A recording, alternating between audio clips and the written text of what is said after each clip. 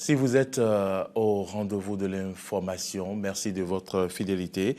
Voici le sommaire de cette édition. Les militants de l'Union progressiste sont en journée de réflexion les 7 et 8 septembre au Palais de la Gratitude à Abomey-Calavi. Plus de précisions dans ce journal. Lancement officiel du championnat national de taekwondo édition 2019. C'était ce samedi en présence du président de la Fédération béninoise de taekwondo. Voilà pour le sommet de cette édition. Le développement, c'est maintenant.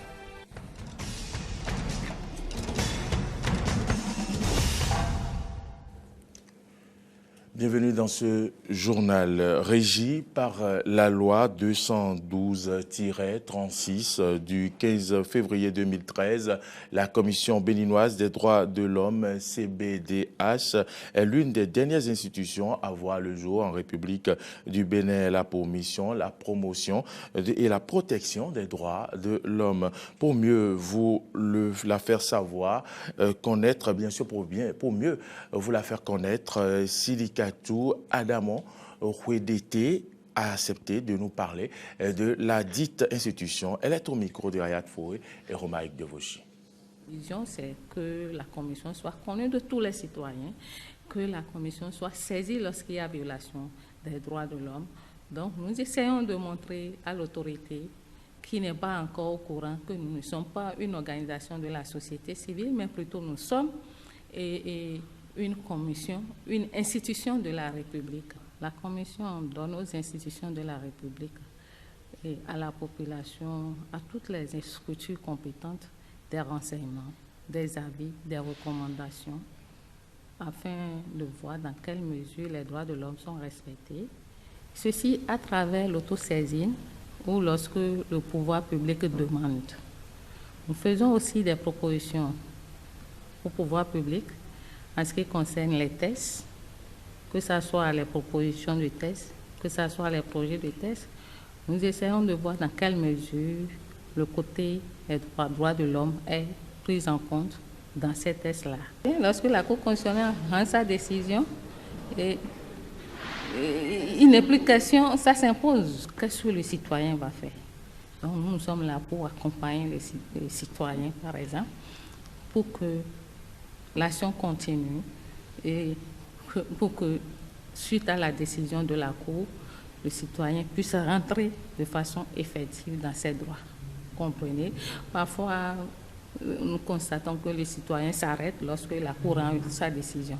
Mais nous sommes là parce que la Cour nous donne cette possibilité de nous constituer partie civile aux côtés des populations qui veulent bien intenter des actions devant la justice.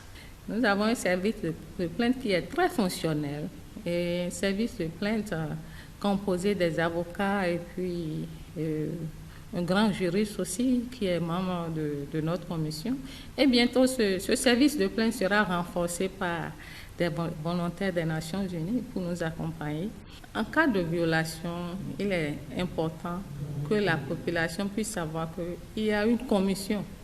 Il y a une commission des droits de l'homme qui existe, que le Bénin a mis en place, et que cette commission est ouverte à toute personne. Lorsque la personne voit que ses droits sont violés, on nous saisit à tout moment. Les militants de l'Union progressiste sont en journée de réflexion. La première édition de cette journée se tient les 7 et 8 septembre. Cet événement a réuni au Palais de la Gratitude à Abomey-Calavi plus de 800 participants. Corneille Aïssa et Romaïk Devauchy pour le compte-rendu. Journée de réflexion à l'Union progressiste, première édition, rencontre d'envergure après la naissance du parti le 1er décembre 2018. Les 800 progressistes venus des 77 communes et 24 circonscriptions électorales du Bénin réfléchissent sur le militantisme au Bénin. Archil Massouk-Bodji, président du comité d'organisation, précise l'importance et les objectifs de la journée. Ces journées sont encore inédites par leur ambition. Elles visent ni plus ni moins à promouvoir au sein du parti, un militantisme de type nouveau. Un militantisme créant un militant capable, conscient de ses responsabilités vis-à-vis de ses camarades et de son parti, de ses concitoyens et de son pays. Le Bénin a besoin de militants de type nouveau pour la réussite du système partisan et l'enracinement de la démocratie. Pour cela, il faut, selon Bruno Amoussou, président de l'Union progressiste, former la jeune génération sur les vraies valeurs du militantisme. Nous voulons être des militants aguerris. Mais les signaux sont déjà là, qui indiquent notre détermination à adopter de nouveaux comportements. Jamais le bénévolat n'a autant prospéré dans notre pays. Ainsi, donnons-nous un contenu réel au militantisme, parce que le terme militantisme a été banalisé depuis quelque temps. Bruno Amoussou insiste également sur les fondements de création de l'Union progressiste et reprécise ses ambitions, bâtir un parti fort, puissant, discipliné pour une réelle transformation sociale. Pour l'heure, nous pouvons retenir comme fondement de notre action les idées forces que nous avions proclamées à l'ouverture du Congrès constitutif en décembre dernier, à savoir aimer notre peuple et le servir, promouvoir une gouvernance éthique assise sur des valeurs humaines, aider les femmes et les jeunes à sortir de la misère par le travail et la solidarité. L'histoire du militantisme au Bénin, droits et devoirs du militant progressiste sont entre autres les thématiques abordées au cours de ces journées de réflexion qui a permis également à l'Union progressiste de faire le point des dernières législatives et remobiliser la troupe pour les prochaines joutes électorales. Suivons ici les impressions de quelques participants qui se sont confiés à Corneille Haïssé. L'Union progressiste veut un parti nouveau, un parti qui veut former des militants nouveaux. Et donc, je suis très ravi de participer au début de cette activité. Je profite de l'occasion quand même pour remercier les membres du Présidium pour l'initiative. C'est une journée où on va parler du militantisme. C'est une autre forme de militantisme qu'on est en train de découvrir au Bénin, où il n'y a pas beaucoup de partis, il y a très peu de partis et nous faisons une formation, on forme pour être politicien. On n'est pas politicien, on apprend à être politicien et on forme les gens pour être de vrais politiciens et de parler pour la population. Le thème du jour est un thème très obligatoire dans un dispositif de réforme du système partisan où le militantisme devait être mis au cœur. Et donc le président Bruno Amoussou l'a dit, nous qui sommes jeunes et qui avions compris qu'il faut faire nos premiers pas et devons savoir qu'il n'y a rien qui se crée si ça n'a pas une base. C'est une joie d'appartenir à cette grande famille politique, de retrouver les grands leaders de ce pays qui nous montrent le chemin à suivre. J'ai écouté le président Bruno Amoussou, il était immense dans sa prestation et je vous assure, c'est le guide au niveau de l'Union progressiste. Aujourd'hui, c'est un grand jour pour l'Union progressiste parce qu'ils sont en train de nous inoculer les bons germes du militantisme. Parce que sans le militantisme, il n'y a pas de développement. Parce que, comme le dit communément, le développement va avec la politique. Autre information dans ce journal, les nouveaux ministres nommés par Patrice Talon ont pris service ce vendredi au ministère de la Culture. Le ministre entrant a été installé dans ses fonctions en présence du personnel, parents et amis. Connaît Aïssé Denimaoya. Le nouveau ministre de la Culture installé dans ses fonctions, Jean-Michel Abimbola, l'un des leaders du bloc républicain, reprend les rênes de ce ministère des mains de Oswald Omeki, désormais ministre des Sports. Ce dernier, après plus de 24 mois passés à la tête de ce ministère, qui change de dénomination et devient ministère de la Culture, du Tourisme et des Arts, part avec un sentiment de satisfaction. Je voudrais, avant toute chose, rendre grâce à Dieu qui m'a donné la force et la sagesse pour garder la maison jusqu'au retour de mon frère et ami, parce que comme vous le savez, celui qui prend la succession dans ces deux secteurs connaît très bien la maison. Je voudrais remercier le président de la République pour cette confiance manifestée et renouvelée en ma petite personne. Et une fois encore, lui donner l'assurance de mon engagement à continuer à donner le maximum pour que, enfin, ce pays qui est le nôtre, dont nous sommes tous fiers, puisse être ce havre de paix dans lequel chacun de nous est heureux de vivre et de profiter des opportunités. Remercié et encouragé pour son dynamisme à la tête de ce ministère, Oswald Omeki invite son successeur à poursuivre dans la droite ligne du programme d'action du gouvernement, les chantiers ouverts. Message reçu par Jean-Michel Abimbola qui affiche très tôt sa détermination. Nous sommes réunis à nouveau, disais-je, pour relever les défis d'un ministère qui trouve toute son essence dans l'importance que revêt l'axe stratégique numéro 4 du deuxième pilier du programme d'action du gouvernement, PAG.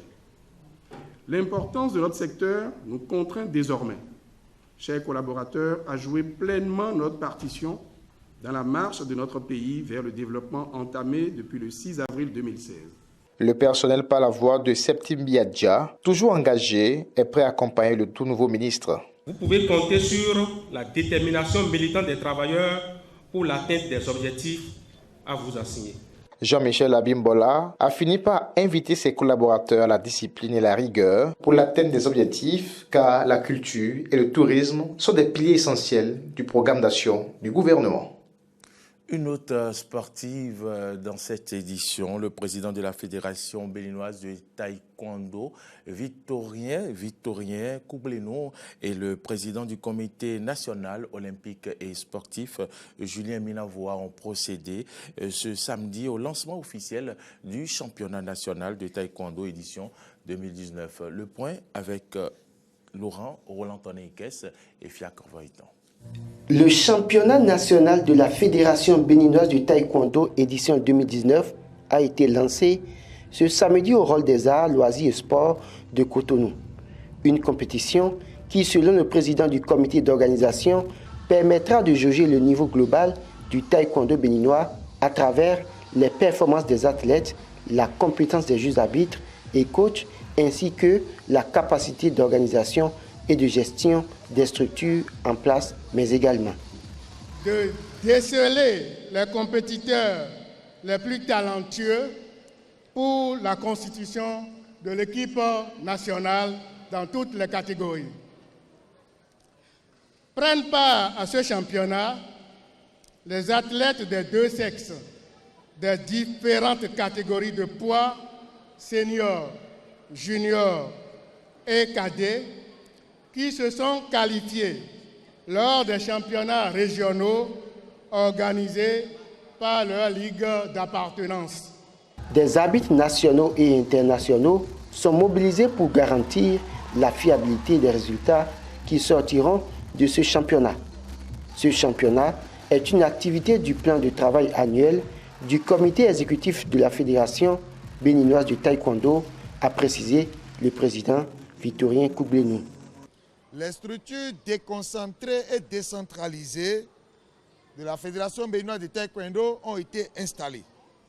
Et la mise en place des structures techniques a été effectuée. Toutes ces actions nous ont permis l'organisation des championnats régionaux, dont les meilleurs sont aujourd'hui appelés à compétir et à relever le défi pour décrocher le Graal national. Ce championnat permettra également de détecter ceux qui peuvent représenter le Bénin aux compétitions régionales et internationales. Pour le président du comité national olympique et sportif béninois, Julien Minavoa, la Fédération béninoise de taekwondo est l'une des plus chouchoutées par son comité à cause de leur sérieux au travail depuis toujours. Précisons que pour familiariser les athlètes aux conditions des compétitions internationales, le matériel d'arbitrage de marquage automatique des points sera utilisé à partir des combats des phases de demi-finale et finale de ce championnat. Autre information sportive dans ce journal, les juniors du tennis du Bénin participent à Lomé au circuit ITF des 18 ans et moins de l'Afrique de l'Ouest et du Centre. Comment se sont-ils préparés et que promettent-ils? Suivez cet élément. Une délégation de plus de 10 personnes séjourne à Lomé depuis le dimanche 1er septembre. Un voyage qui s'inscrit dans le cadre du circuit junior ITF des 18 ans et moins de l'Afrique de l'Ouest et du centre de tennis. Les filles Carmine Bekoudé, Bichola Lassissi, Carmen Kwadonou, Emeline Honfoga et les garçons Vincent Ncha, Prince Gandonou et autres croiseront les raquettes avec leurs pairs de la sous-région et du centre. Ces joueurs ont eu une semaine de mise au vert au Tennis Club de l'Amitié pour mieux affronter la compétition. Et je pense que toutes les conditions sont réunies parce que pendant la semaine, on s'est beaucoup entraîné et puis on a amélioré notre niveau de jeu. Donc je pense qu'on peut espérer un bon résultat. Cette fois-ci, j'espère aller en demi, pourquoi pas en finale aussi. Peut-être même remporter les circuits. Les armes sont assez bien affûtées et puis, quel qu'en soit l'adversaire que nos jeunes rencontreront là-bas, on ramènera notre affiche. On promet à nos fans, au public béninois, que de continuer par faire confiance aux écureuils qui se déplacent actuellement et leur prière, de continuer par prier car on en a besoin beaucoup. Le président de la Fédération béninoise de tennis et son comité ont mis les moyens techniques et financiers pour une belle performance des athlètes à Lomé, a confirmé Mathieu Oussoiseau, directeur technique national. Il espère que la jeune génération constituée de Vincent Ncha, Prince Gandonou et autres fera mieux que l'ancienne génération, celle de Sylvestre Monou. Nous croyons fermement. Et vous savez que même en dehors de ça, il y a eu le circuit de Ghana auquel les meilleurs encore ont participé. Nos 4 meilleurs ont participé à ce circuit-là. Et nous avons eu des résultats qui sont prometteurs. Les 2 étapes suivantes. Donc au Bénin, les enfants seront en bonne jambe, mentalement acquis pour pouvoir faire de bons résultats. La première étape du circuit se déroule du 2 au 8 septembre, la seconde étape du 9 au 15 septembre. En dehors de ces 2 étapes à Lomé, Cotonou abritera une autre étape qui démarre le 16 septembre prochain au Tennis Club de l'Amitié. Ce journal se referme. Suivez à partir de 13h30 la revue de presse hebdomadaire de Peggy Ludovic Dagba.